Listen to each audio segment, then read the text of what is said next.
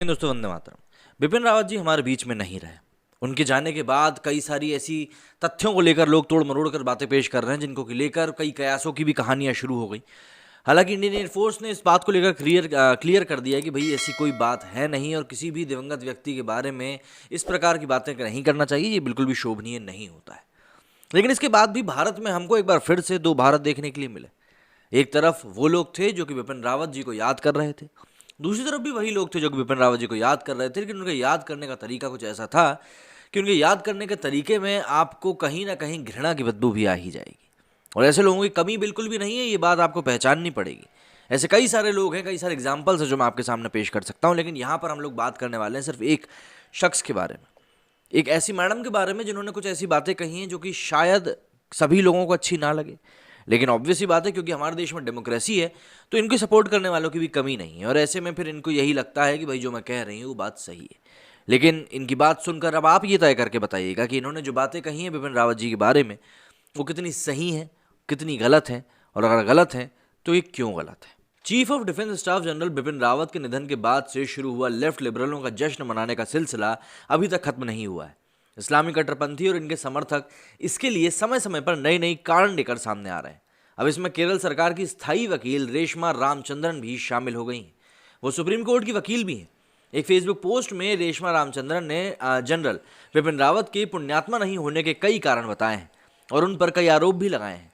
Kerala BJP ने इस post पर कड़ी आपत्ति जताई है और मांग करी है कि सीएम उन्हें सरकारी पद से बर्खास्त करे। जनरल रावत की मृत्यु की पुष्टि होने के बाद से कल पोस्ट की गई बेहद आपत्तिजनक पोस्ट में केरल सरकार के वकील ने दावा किया कि जनरल बिपिन रावत को संवैधानिक अवधारणा को दरकिनार करते हुए पहले संयुक्त रक्षा का प्रमुख के रूप में नियुक्त किया गया था। इसके बाद उन्होंने मृतक जनरल के बारे में आगे टिप्पणी करते हुए कहा कि उन्होंने मेजर लितुल गोगोई को आतंकवाद विरोधी अभियानों के लिए सम्मानित किया था, जिन्होंने अन्य पत्थरबाजों को रोकने के लिए एक कश्मीरी पत्थरबाज को जीप के सामने बांध दिया था। केरल सरकार की स्थायी वकील रेशमा रामचंद्रन ने यह भी उल्लेख किया कि जनरल बिपिन रावत ने विकलांगों को पेंशन पाने के लिए खुद को विकलांग कहने के खिलाफ सैनिकों को चेतावनी दी थी और उनका मानना था कि लड़ाकू भूमिकाओं में महिलाएं कपड़े बदलते समय पुरुषों के झांकने की शिकायत कर सकती हैं। रेशमा रामचंद्रन ने आरोप लगाया कि बिपिन रावत ने सीए के खिलाफ प्रदर्शनकारियों के विरोध में तीक्ष्ण टिप्पणी भी करी थी। इन कारणों को बताते हुए लेफ्टिस्ट एडवोकेट ने कहा कि मृत्यु किसी व्यक्ति को पवित्र नहीं बना देती। रामचंद्रन के पोस्ट पर प्रतिक्रिया देते हुए बीजेपी नेता एडवोकेट एस सुरेश ने कहा कि वो देशद्रोही हैं जिनमें इंसानियत नहीं है। उन्होंने कहा कि उनकी मृत्यु के बाद देश के सर्वोच्च सैनिक का अपमान है और मांग की केरल सरकार को उन्हें उच्च न्यायालय में सरकारी वकील के पद से हटा देना चाहिए। लेकिन केरल में क्या कुछ चीज़ें किस प्रकार से चलती हैं आप भी जानते हैं और मैं भी भली भांति जानता हूँ। और जनरल बिपिन रावत के बारे में उनके मरणोपरांत इस प्रकार की बात करना कितना शोभनीय है और कितना शोभनीय है, मुझे नहीं लगता कि मुझे आपको 1% भी ये बात समझाने की ज़रूरत है।